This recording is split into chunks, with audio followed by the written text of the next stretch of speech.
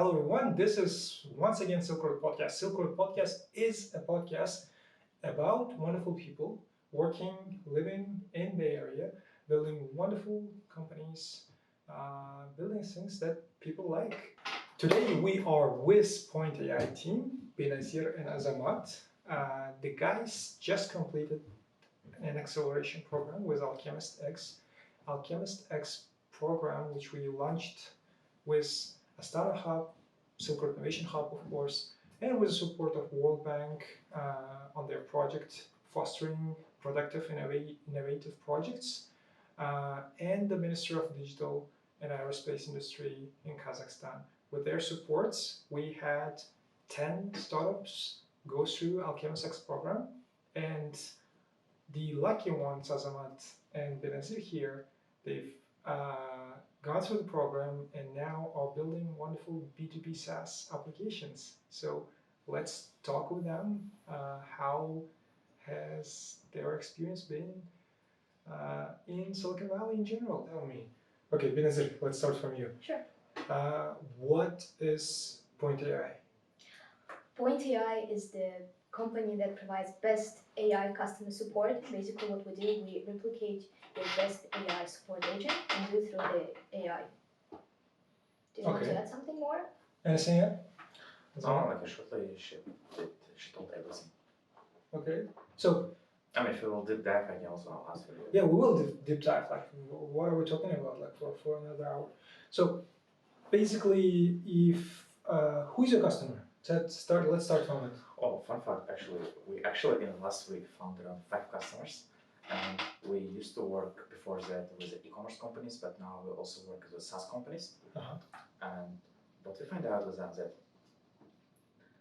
e-commerce companies, if we will deep dive to the e-commerce, there's like in the gift shops, and gift shops has like a big customer support teams because during the sales, during some holidays, when you order some gift, you don't order for yourself, you order for someone else. Mm-hmm. And when there's some delivery issue, and you want to make sure that it's going to be delivered on time, or you want to make sure that it's going to be delivered when it's late. So you go to the customer support and ask them, hey, where's my order? When's going to be delivered? Because people on that side should call you or say thank you, and you are not able to ask them first. You are waiting for their reply. So in that case, you go to the customer support of e-commerce and ask them a question like, hey, where's my delivery? Why it's late? What's happening with that? It's like, I want to return this. Yeah, I really want to return it. Or ask for a refund. Yeah. That's like first segment of customers with who we're working. And another segment, it's a SaaS companies. For example, you guys probably use a Canva. And Yes, you have a Canva, you have like your subscription there, you want to, for example, cancel it or upgrade it, downgrade it, or add teammate or anything. You probably can do everything just by navigating through the website of Canva, but sometimes people go and ask him supporting such questions, and so that might be that is around 50% of their volume. 50% of the customer support tickets at Canva are like people asking questions. How do I do this and that? Not really. I think 10% probably maybe. How do I do that? How do I do that? But 50% it's kind of common inquiries. In case of SaaS companies, around 50% of subscription can be done just by good navigation with Stripe. Mm-hmm. Like you want to cancel subscription, you want to upgrade, downgrade. Yeah, refund the same subscriptions. Yes. And with the e-commerce, like I'm pretty sure that any e-commerce gets like 20% of their requests about telling their users where their order are right now, like when it's gonna be delivered, what's happening with the order. So basically, they don't have the tracking stuff like Amazon. No. They're not tech-first companies. Is it? They don't have such super deep dive on technology side. Yes, Mm-hmm. they have like basic stuff like Shopify probably. Shopify for all the infrastructure, Shippo for delivery, FedEx and USPC for doing some manual delivery. Mm-hmm. But all of them have kind of open APIs, and we can connect with their open APIs and make kind of AI play with them, which can check users' data with all external tools. Sounds great. I'm talking to a team in Kyrgyzstan. I think they're doing sales in US, Shopify kind of thing, and they're working on Shopify too, and they're making killer sales in US. So they're not tech first company, but most probably they are your clients, right? So some of the at certain point in time they were hiring people from Kyrgyzstan, or they were hiring at certain points thinking like, it's costing me too much. Like, is it the case when they should come to you, or That's a very good case, but we never had a case when people hire in Kyrgyzstan. We mostly had a case when people hire in Philippines or India. okay, And they want to automate those jobs too? yeah, they probably want to automate their jobs. They want to Okay. replace people who work from Philippines or India. Mhm. How much? And not even the replacing part, but actually to help those people to automate their work, so they will actually put all their effort on actual client, not on the manual things. Yeah, one of the comments, like one of the wonderful things I've heard recently is from Ivan from how they call Seven and Power Stuff AI now. He said that the job is not to replace at this moment, because like the biggest bank in Kazakhstan has only 600 employees. And like an average sized bank in US, like a small regional bank has like 6,000 customer service representative. So it's obviously the case that like they don't have enough people on their team already. So if we give them this opportunity, they provide more seamless customer service for their clients. Yeah, exactly. Yeah, I'm pretty agree with that. Yeah? Yes. So uh, you're not selling me the product. Sure. Sell me tell me uh, what I don't get. Like, who are your competitors? If you know, recently last week or 2 weeks ago, there was a company who get a unicorn. That exactly our competitor Sierra. It's led by a chairman of OpenAI. Sierra. Sierra. Okay. Chairman of OpenAI is CEO of Sierra, and I mean, he used to be ex-CEO of Salesforce and also used to be CTO of Meta, as I know. Okay. That's one of our competitors. But I think Benazir also will tell about some of our competitors like Zendesk and Intercom. Sure.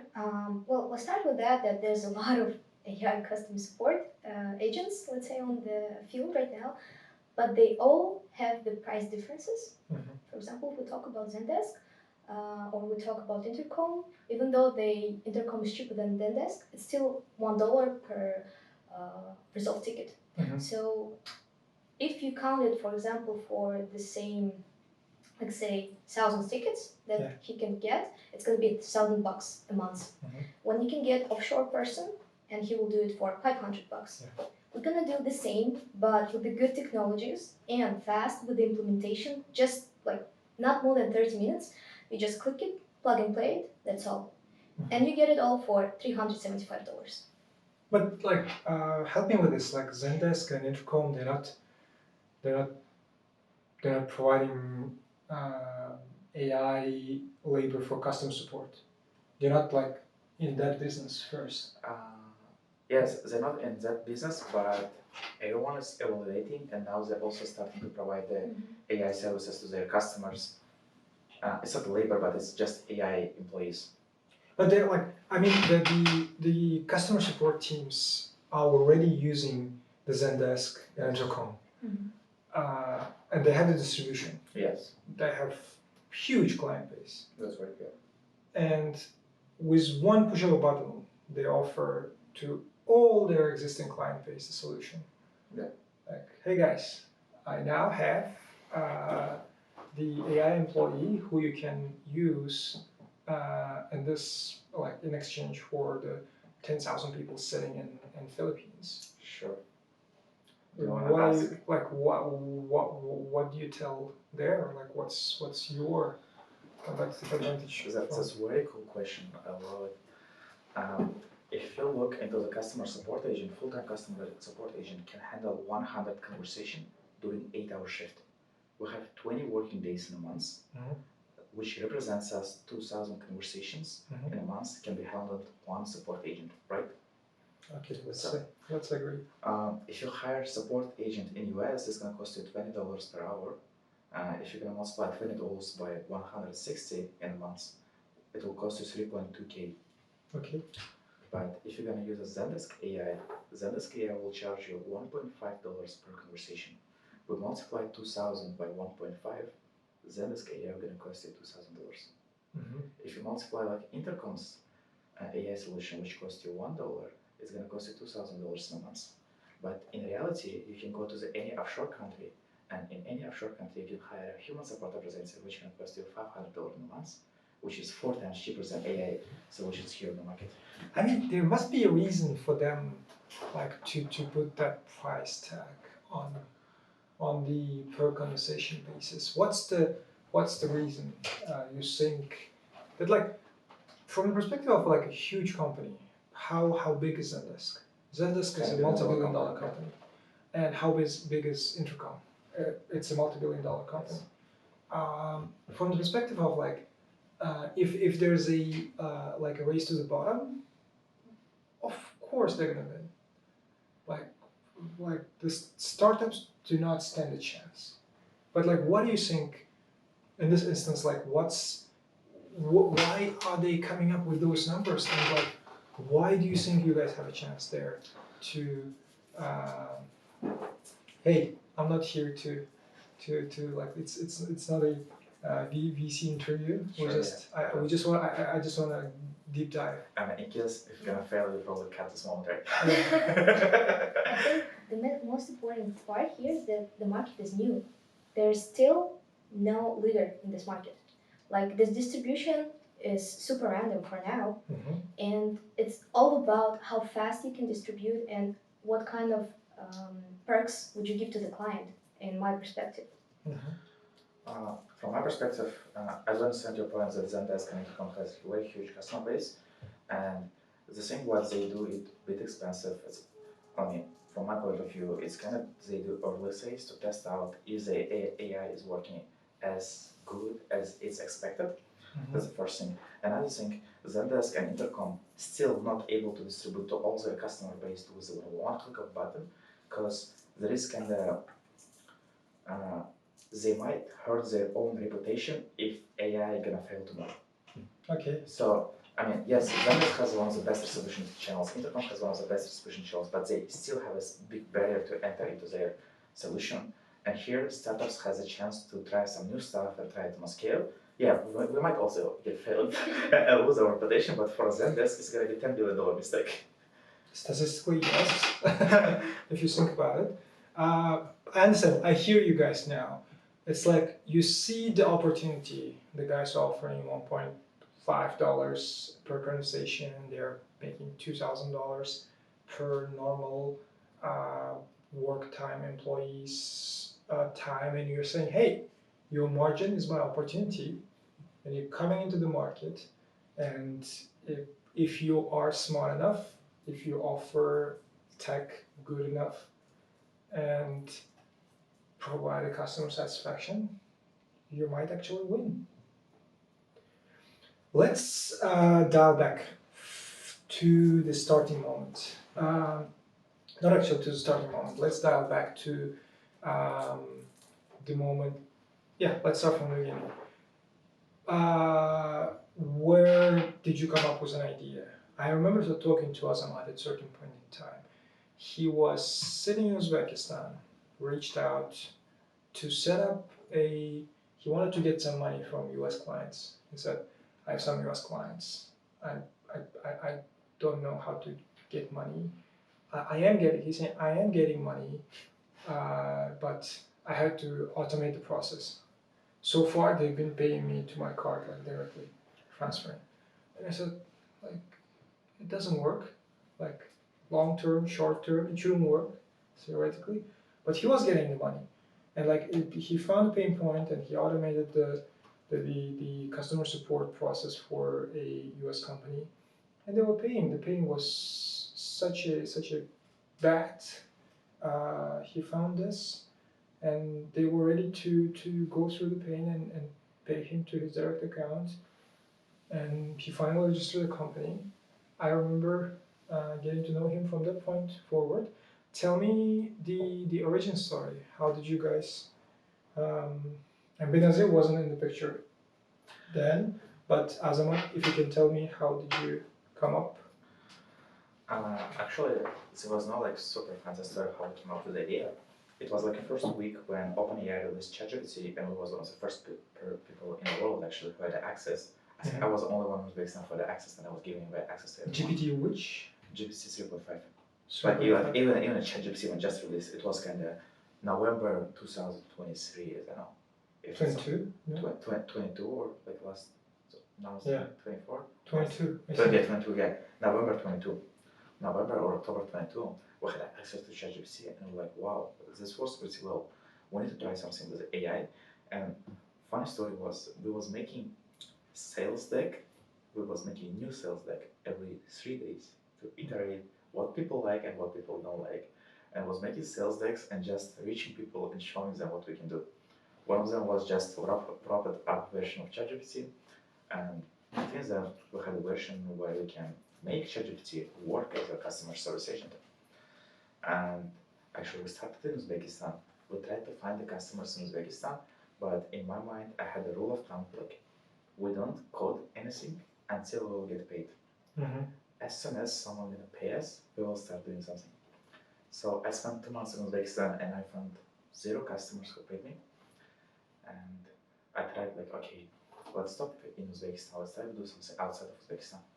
And I went to communities, I started to talk to people online, I started to do some cold outreach stuff, cold emails, and started to talk with people. And I found one guy here in the US, he actually located in Los Angeles. I was talking with him around a month, and he was actually the first guy who paid us. And the story behind it was like, I didn't have a product yet, but I told him that I'm gonna deliver it within 6 months. And during the 6 months, he's gonna pay us on a monthly basis. But in reality, he paid us 6 months upfront to my personal account with a Swift transfer. Mm. So that was kind of starting point how PointAI started as a customer service company. Then we started to build a product. We actually, when we get paid, I was more motivated, team was more motivated, everyone was excited, and we started to look for more and more customers, and we found another customer from Cyprus. He was actually from Kazakhstan. But you can code that, can you? Huh? You can't code, can you? Code? Yeah. What do you mean? Code. Yeah, no, I know coding. I used to code when I was studying school. Okay. I used to code when I was studying school. I mean, actually, because I know how to code, I do understand what's possible to do and what's not possible. Mm-hmm. And in worst case of scenario, I was able to code it myself. Okay. I think I'm one of the worst coders in the world, but still I can code. I had a team who able to code it. Mm-hmm. They was mostly like responsible for the technical part, and we was able to deliver a product in 4 months from the moment when our first customer paid. And within the first months, we had an agreement with our customers that we're gonna automate 60% of their operations within the first 6 months. But in the first months, we accidentally automated 72%. Mm-hmm. Like we over-made our promises. And another fun fact, there was like customer satisfaction score, what people track in customer support to understand how good human reps are performing. And their average customer satisfaction score was 1.9 out of 5, Mm-hmm. while AI gets 4.4 out of 5. And it was pretty funny. And we tried to achieve higher results, but the main problem was what I realized later. Customer support cannot be perfect because you're always going to have problems with customer support, and mostly you need to change something within a business to get higher customer satisfaction score. So I don't know what to tell next. Sounds good. Sounds good. So by we, who do you mean we built, we did, we sold? I had like a pretty small team in Uzbekistan. I'm not sure that I can disclose the name, but let's keep the name inside. Yeah, we just don't. I mean, like it's So just. were they co-founders? Were they the team members? There was just like in the founder team members who were excited to work at a startup and try some new fun stuff. So there was the guys who was helping me with that. Okay, good. And where does Benazir come into the picture? It's actually this year. Yeah. Since I have really different story from Azamat. because Okay. since he was a kid, he knew that he's going to be an entrepreneur, and Yeah. he knew that he was going to that. Me, myself, I knew that I'm a technical person, so I got graduated at 19 in Beijing Institute of Technology, and I'm actually a software engineer myself. After that, I worked for a long time as a software engineer, and actually part of my job was to automate all the business processes and customer support particularly. Okay. My last work was at Chinese big tech, Mhm. and I actually decided to do startups after meeting Richard Branson, so it's super random. Yeah. Yeah, I hear. She always tells us it's Chinese big tech, but it's Tencent actually. It's Yeah. not just Chinese big tech, it's Tencent. Okay, yeah. Yeah. So that's how it went. Where did you work at Tencent? It's the previous year, yeah, before Where? coming Where? in Beijing. In Beijing. Yeah, Okay. Do you speak Chinese? I do. You do? Yeah. All right. That's a pretty big market if you want to crack it. Oh, actually, one of our sales strategies that she go to the customer and speaks with Chinese, and like we're always close to customers, so we're able to collect money. That's good. That's good strategy. So, Benazir, you decided to. You were doing different business, right? Yeah, exactly. I was doing previously a B2C startup, and actually I came here to US after we decided to validate some ideas, and I was actually along the way I was validating ideas for the B2C customer. It was primarily as female tech. Mhm. I was doing it through Bumble. I got to do Bumble friends, and I met more people because I was new in the area. I didn't know anyone. It's a dating site. Huh? It's not dating site. Everyone says it's dating, but it's What is mostly to communicate with people. There's like you can actually date, but there's another thing, BFF it's called, so you can get friends. And another one it's called Bees. So basically you can do for the business communication. So I use Business communication through Bumble. yeah, exactly. I met a lot of people there, and because in Bay Area everyone is so open, so I decided to go out, explore Through more. Bumble. Yeah, exactly. When you don't know anyone, you should meet more people. And Okay. of course, you can do through the events and everything, but I feel that one-to-one, and since I'm more of an introverted person, that was actually a nice way to validate the stories. Yeah. That sounds amazing. It would be much wilder if you said I landed my first clients through Grindr or something. Oh my god. But yeah, this is interesting. So you I remember at a certain point you came to US, you were reaching out to clients, and Yeah. one of the things that tell me great things about a founder is that they find unusual ways to do business. Like Azamat started getting US clients and receiving money, and you were telling that people were actually paying cash to use the product. Yeah. And it was crazy part. Yeah. Tell me about the B2C product experience. Like, how did it go? Why was it so short-lived that you decided to go to B2B? So previously, because the B2C startup, I didn't know where I'm going. I didn't know anyone. I was in Kazakhstan. I was still having business there. So I didn't know whom to meet, whom to talk. And when you reach out through Instagram, you're going to be a creepster because people don't know you. So you just needed to find a channel. And you're not a cripster if you reach out to people through Bumble. No, because they like you too. So it's just you swipe together. And How you does it want to work? talk. How does Bumble work? Do It's- you do so- you swipe? Yeah. Left and So right? basically, how I used it for business, step by step.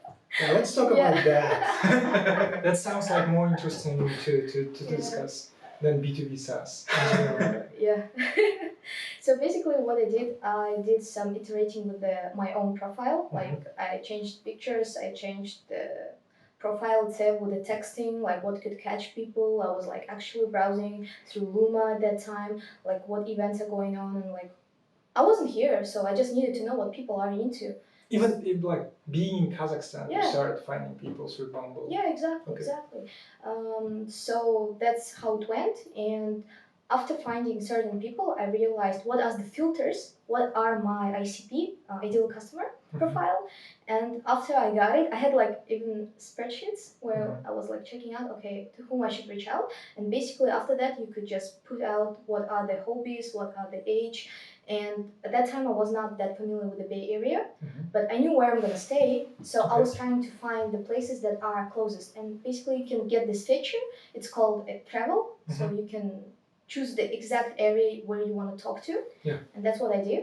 I found potential customers, potential people who were interested in my idea genuinely. I wasn't trying to sell. I'm not a salesperson. I was trying just to validate the idea. I was writing to them. Like first, I wanted to know more about people, and then I was telling about myself. What do I do? And then if they were interested in, I was like, okay, let's do a call. What do you think about it? And when I come, let's get a coffee. When I come to US, like let's get a coffee. And they were like, yeah, sure.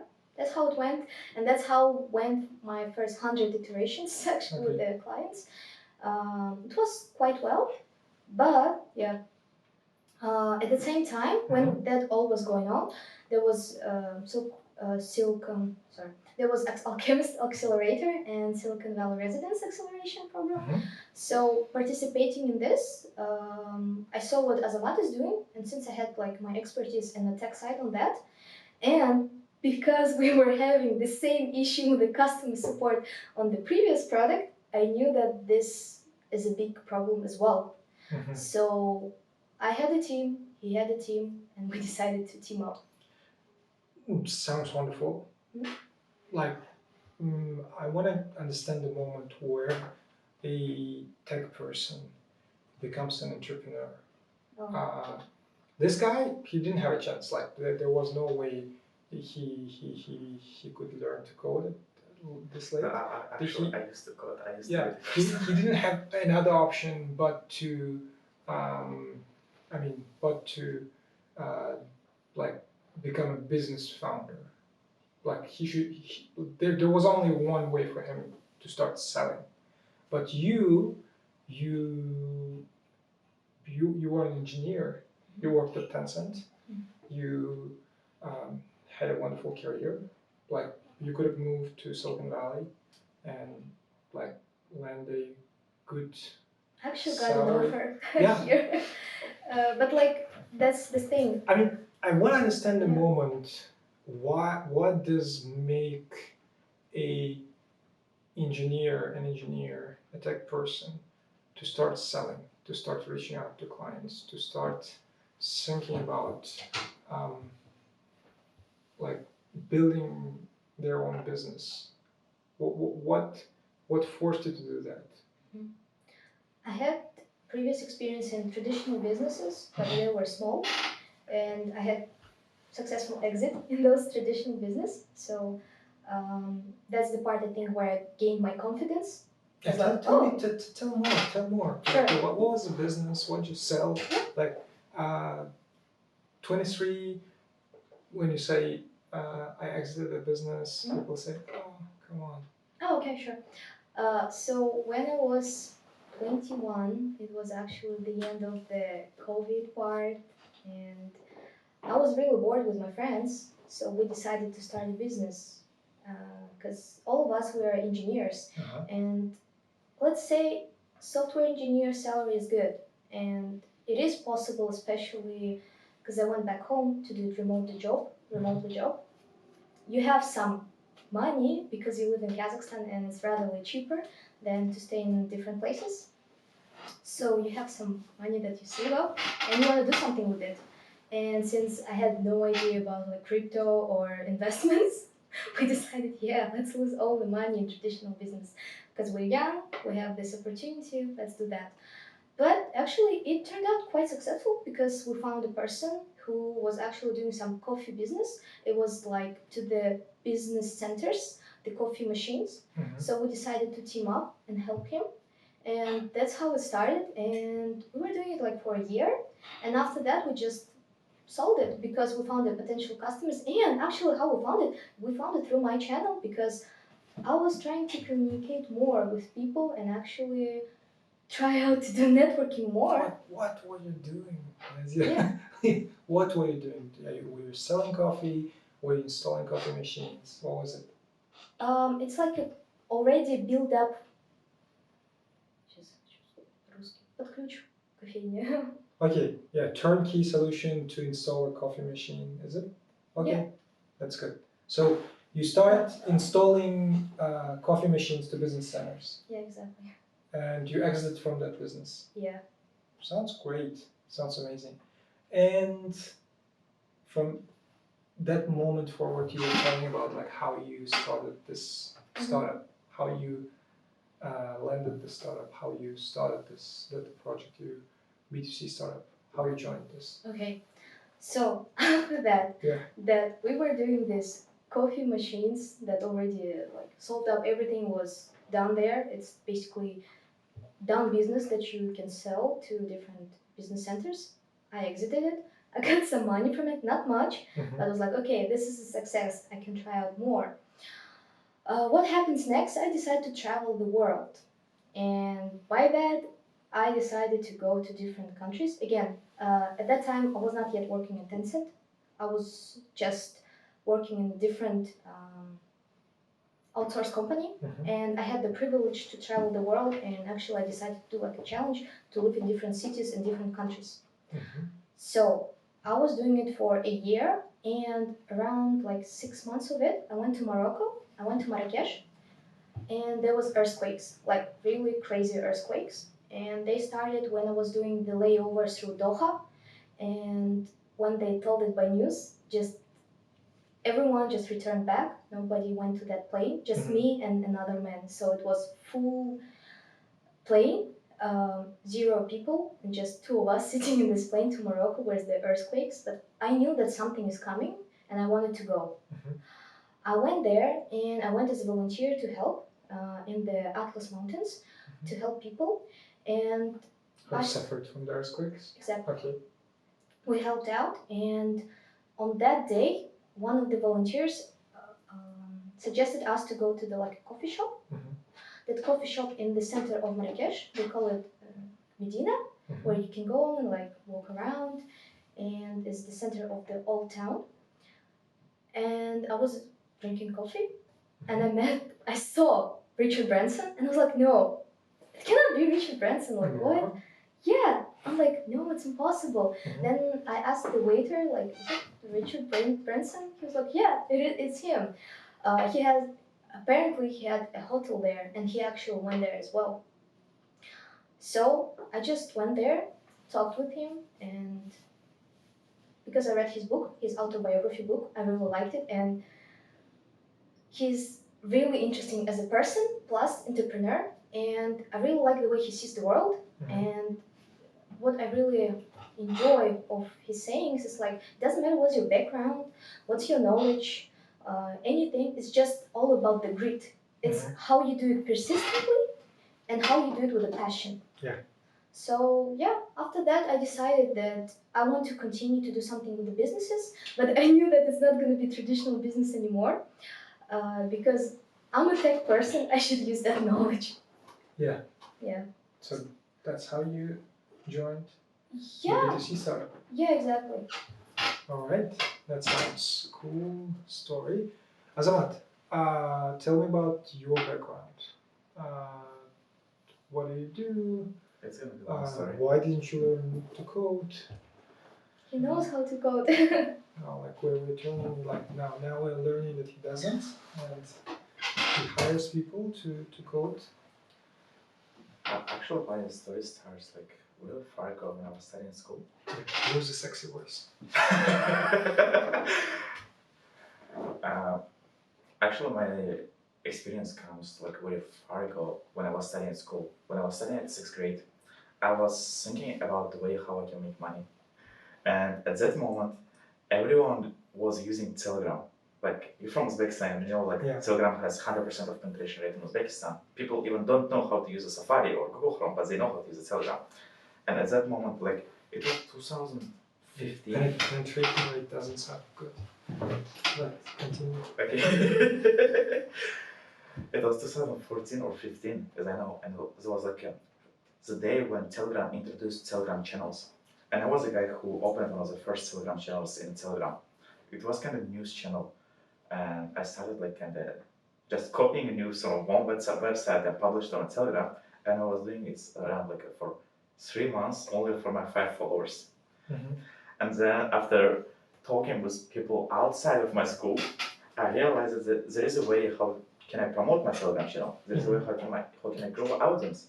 And after 3 months publishing to my audience, I figured out the way how I can grow my channel, and it went up from 10 subscribers to 1,000 within a month, and then second thousand and third thousand. But the problem was here, I was initially starting and doing that to make money, but there was no people who want to invest in advertisement within the Telegram ecosystem. And I was thinking, so what can I do with Telegram channel? Um, I found out there's another country in the CIS region which has like pretty big amount of budgets within the Telegram ecosystem, but I was unable to sell advertisements there to the people who buy advertisement, but because I was not local.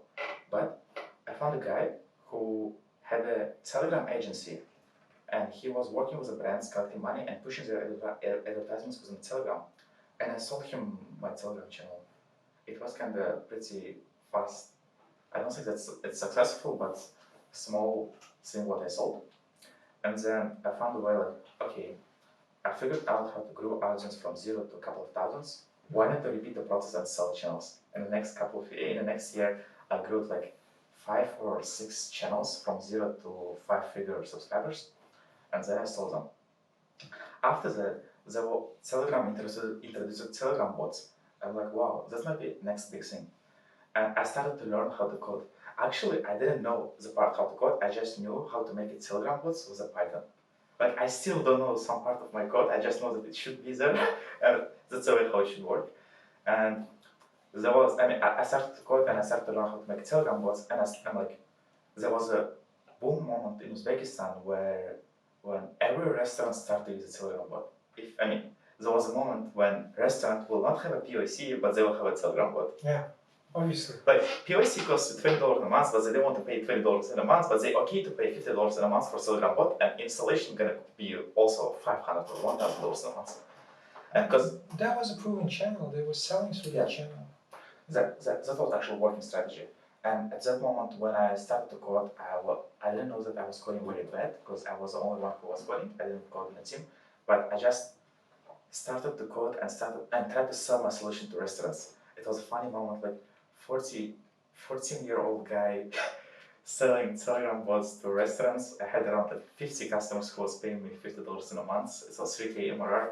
At that moment, I didn't really care. I was just know that I was making money. I was managing millions of users' orders.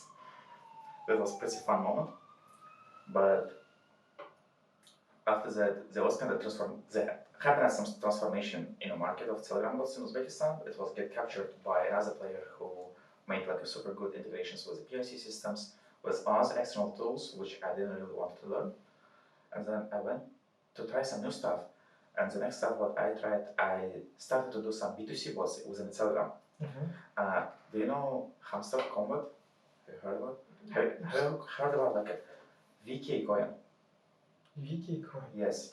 There was a social network contact. There was a coin which you just click, and you earn points. And with that points, you can hire someone who can click instead of you. And there's a leaderboard, gamified clicker.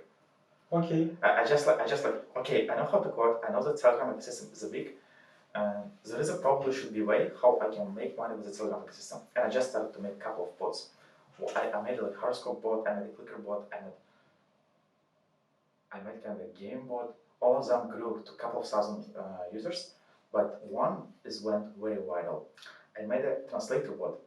I just made a translator bot which was connected to the Google as a translation system, and was super natively integrated to the Telegram, super easy to use, super fast, and free to charge.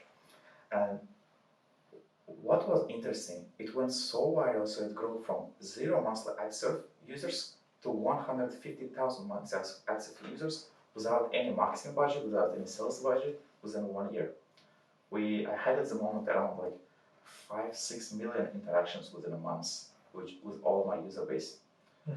And it was like one of the fastest growing Telegram bots at the Telegram ecosystem, and I also reached Telegram team, and I also had a get reply from Telegram team, and I had a communication with Pablo Durov at that moment, and they give me username translate bot. If you still go to the Telegram and search for translate bot, that's about what I made. And then when I start to collect, when I start to have lots of users in my Telegram bot, I'm like, okay, I need to find out the way how to monetize it. And somehow when I tried hundreds of hypotheses, I figured out there's a place where I can publish my offer about the advertisement and people gonna see it and buy it. And I published once for like $20 and people buying. I'm like, let's do it for $40. I published second time for $40. People are buying.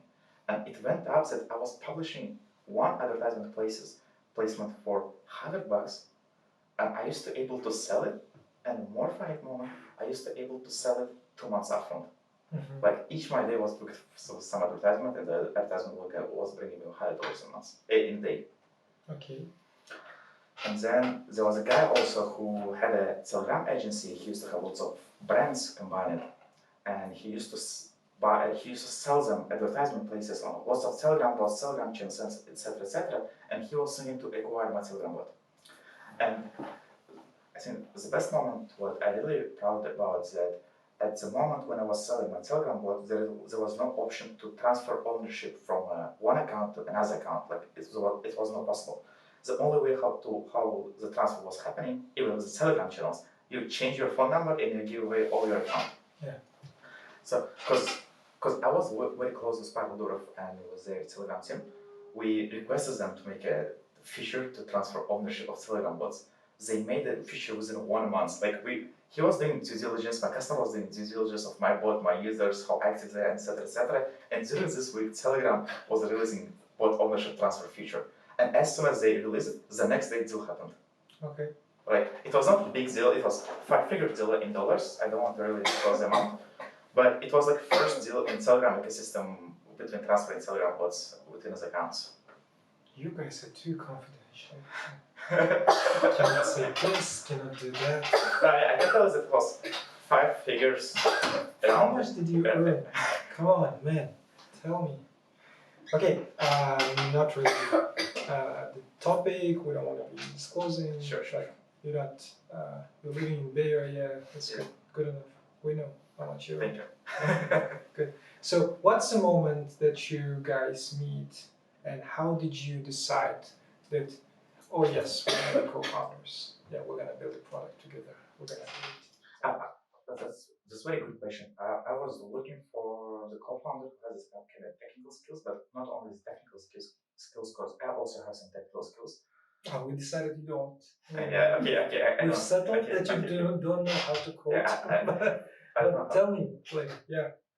I was looking for a co-founder who can help me with a product and who can not only help me with a product, but actually understand what I'm doing, what I'm working on, and the way how I see and look in the world, and the way how it can be done within the next 10-20 years. And who can split the vision, what I have with me, Who shares the vision. who shares the vision with me and can execute on that vision. When I came here in the US, I met Benazir like next day as she came to the US. I came later. Yeah. We was not actually working together, we was not officially working together, but we also always doing something together. We always supporting each other, we always helping each other, we always motivating. Yeah, basically what we were doing, it's like, peer-to-peer kind of studies. He was showing me his cases and what was going on, I was showing him, and basically we want to exchange more of the knowledge, especially because Azamat had more knowledge on the US market. I could help with some technical part.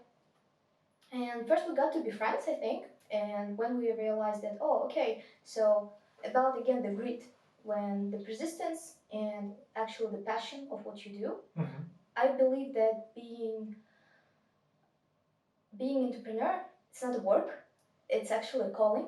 So when I saw that, oh, he has that calling, I found it myself as well. So because we were working till the late nights and like all the time just thinking about the products and how to deliver the best to the clients.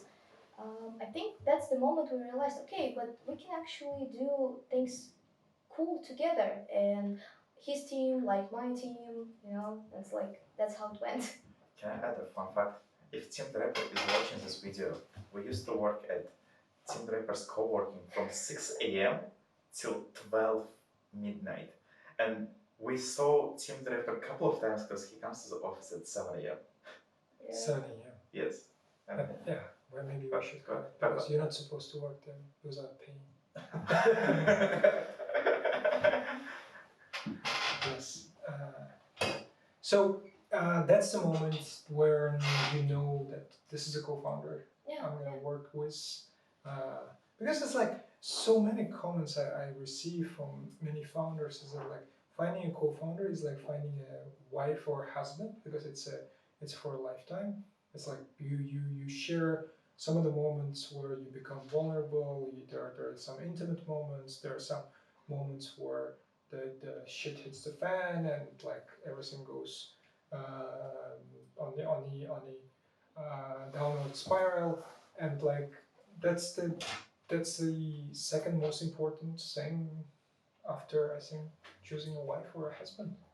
Like, so tell me more about that moment of like deciding, hey, yes, this guy complements my skills and I can deliver at certain I believe he can deliver the certain things which he says. Like, how do you check? How do you do due diligence on that? Like, do you take on his word? Do you believe what he says? Like, maybe like now we've found out that he doesn't know how to code, but maybe there are more things we don't know about him. But the thing that I want just to specify here, he can code. No, literally. Okay, yeah. If you say so. Yeah. I mean, at some point of my life, I was even teaching coding, so I saw like really bad codes. I wouldn't say that bad word, but like there's some specific word for bad coding. But his is far more better. We're past the topic already. We still keep repeating. Yeah. Okay. So how do we know when we meet the co-founder? How did you guys know when you found someone that you, or is it like a trial and error thing that yeah, it works out. I think first, as I said, first we got to be friends, Uh-huh. and when we actually saw each other's ups and downs, because a lot of things happened here. It's like because of the work, because of the new environment, like everything. It's just, actually what I believe. It's when you actually trust a person, first of all, and then everything can build up. And if you already see it, another part is to be truthful. Like if it doesn't work out, like it's okay. But if it works out, like let's try out more and actually hear each other and what is going on like in the business too. Basically, hear each other on each decision that comes, but knowing that special one should be the one who will like push maybe some decision because another one could be maybe more not sure about that. Okay, that's a good answer. Yeah. So tell me, either of you, or maybe Azamat can tell for the before part, what was PointAI before the US, before coming to US, and what is PointAI after coming to US? What changed in the product? What changed in you? What are some of the things, like, let's take one by one. What are some of the things that turned out to be wrong, or the way you saw it, or the way you looked at things turned out to be different in US? That's a very good question. We were starting as AI employee, as I told you, in 2022, and then I failed to get some high traction in US. I failed to get some Europe traction because all my sales effort was doing kind of cold outbound stuff. It was not working pretty well. It was working, but not as good as I hoped to get. And then I was thinking, why not to decide to pivot to Central Asia? And I decided to pivot to Central Asia because I had expertise in support. I had like lots of people who I worked closely about the support. I was thinking like, why not to make a Zendesk alternative for Central Asia? Which, I mean, in case of Zendesk or Intercoms, they email first communication systems. But in Central Asia, no one uses email, everyone uses messengers. And Zendesk and Intercom, like, it's not the way how people operate. You can't even use them as a customer support operating system in Central Asia.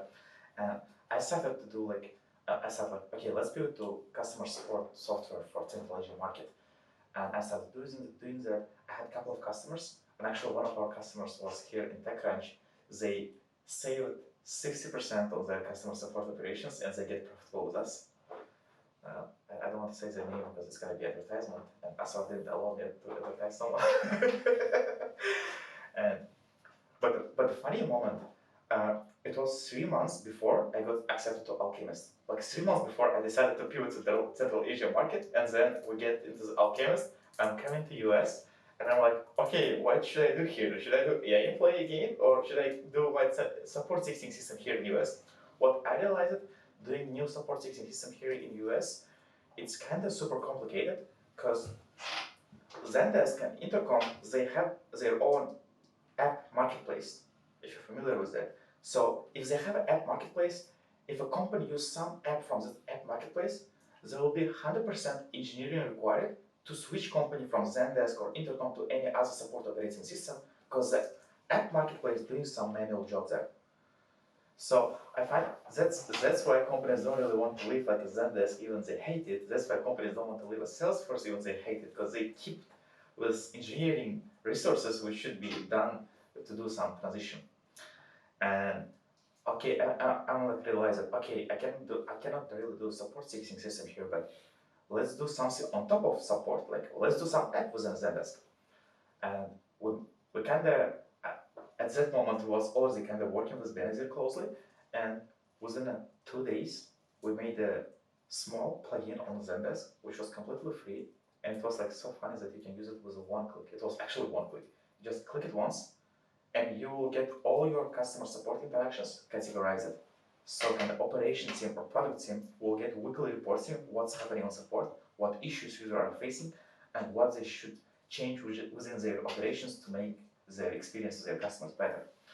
And we're like, okay, plugin is working, we are working well, we can collaborate, we can move fast, our velocity is high.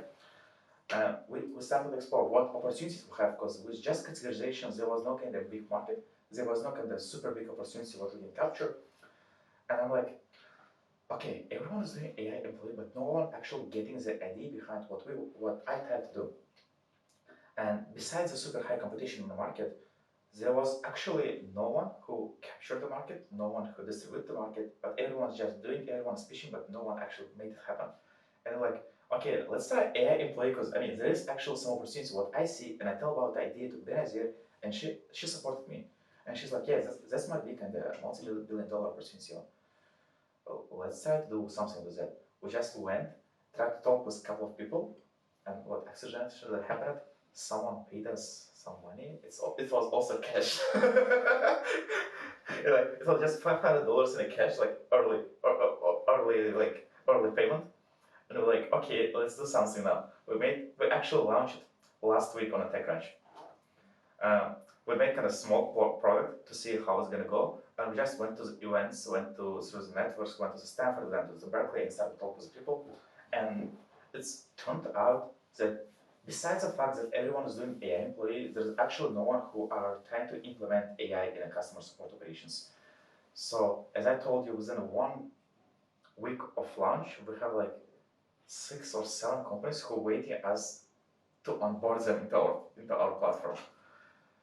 That's how we came up with AI employees. That's how PointAI was in Uzbekistan. That's how we transformed it here in the US. Sounds wonderful. My next question should go to anyone who wants to take it. So, the biggest comment we've been receiving, like the industry is asking, like there's the foundation layer with LLMs, and there's the application layer. So you guys are at the application level. You are working on the AI employee, using the existing foundational models. What do you think is the is gonna protect all those companies, including yours, from all those big companies coming and implementing stuff like this? First of all, I'm not talking about OpenAI. I'm not talking about all the others. I don't believe they're gonna go that narrow, the application.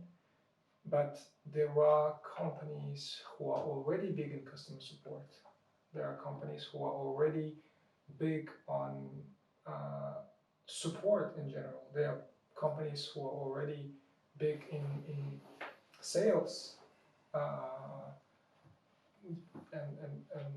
the companies who are offering other B2B SaaS solutions who are big. What do you think should be? What do you think should be, and what do you think is going to be the your protection from those guys coming, taking your business? Well, the answer would be quite short. It's the focus. Like every company has a focus, and if the idea of it, like if they would take market or they would actually go to that part. For example, as Azamat said, we launched last week on the TechCrunch, and yeah, we got the clients that actually that we already had a call with them, and they are just waiting for their onboarding. There's another part that we are launched on Product Hunt, and we got the first place in the upvoting, and it went organically. First, of course, we just wanted to check out like, okay, how many people would like that idea, and Azamat was as well really active on LinkedIn, and we were just trying to see how many people reach out more, and it's even more people that reached out. So for me, the answer is the focus. I don't think that in near future those companies, because they're manually trying to do best ticketing platform, it's a little bit different. Can I also add some comments? Yes, please. In terms of OpenAI, I do understand that we were not able to compete with OpenAI and Anthropic and such. No. Yeah, they go after AGIs, they're not going to go after customer support yet. And if you talk about other players in the market, I think the main problems what another companies are having, they don't really know how to work with AI, and they don't really know how to implement actually AI in operations that it's actually going to work. Because you know Y Combinator, right? Yes. And last 4 batches of Y Combinators, there's like each batch has at least one our competitor, at least one, if it's not two. Last week I left a comment under the post which went viral and about the comparison of AI solutions to market. I just left my thoughts and my comment went so viral. It's like a top comment on the under this post. The post goes around 3,000 likes. I got around like 20 likes, and like all the threads below me, and I received around 30 people who went into my profile from this comment, and all the 30 people was executive team of Salesforce. And there was one company who is a YC badge, and they're like, hey man, can you show me your product? Can we try out? And I'm like, okay, let's schedule a call and see how I can help you. And funny moment was like, you're from YC. I mean, your batchmate have like same product as I do, but why not you are not using their product? Why not come and use our product? Because I see there is like there is probably problem with the symbiosis of AI, sales, and support, business operations combined, but missing on other products. But they probably have like there is someone who's actually good, but in terms of all the entire overcrowded market, there's actually 1% of the market who's actually doing something. And that's 99% they're trying. As I had like, on TechCrunch, there was a guy who came to my stand and said like, this is pretty simple, I can do it in 2 weeks. I mean, yes, sure you can do it as a technical person, but do you know how to implement it on customer support? Do you have knowledge what you should track? Do you know the knowledge to understand, is it performing good? Is it actually bringing value or no? The problem is here, like, if company is super technical, they don't really know how to make a product which is actually working. The problem is if the company is super sales, they might stuck with the AI. And to narrow down all my answer, probably it's gonna be super hard to be defensible. But the only way how we can be defensible is to have high velocity and try to move as fast as possible.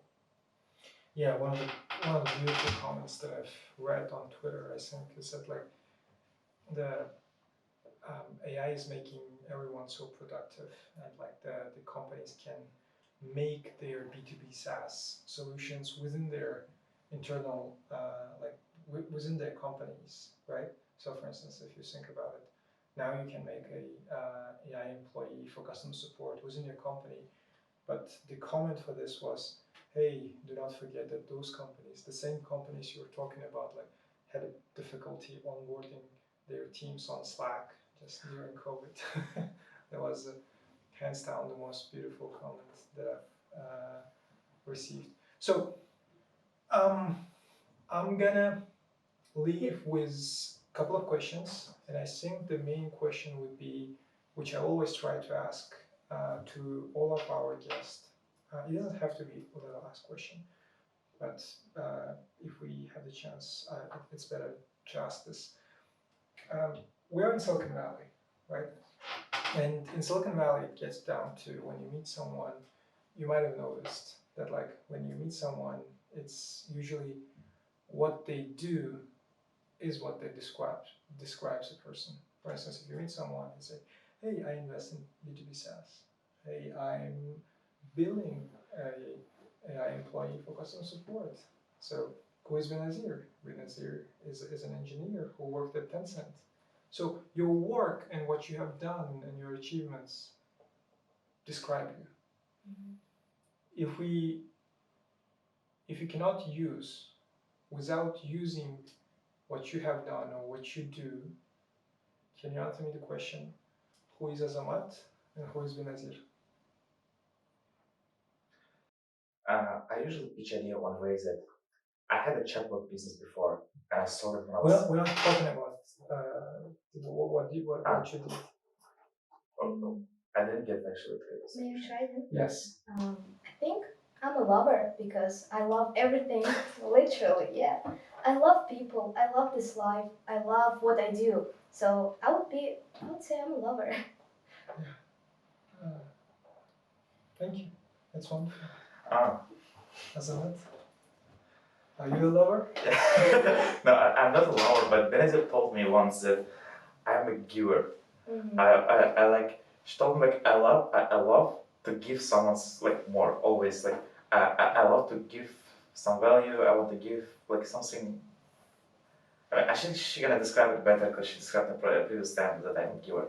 And that's your task. He's giving it to me now. You cannot outsource this task. I Like you cannot. outsourced coding to Benazir.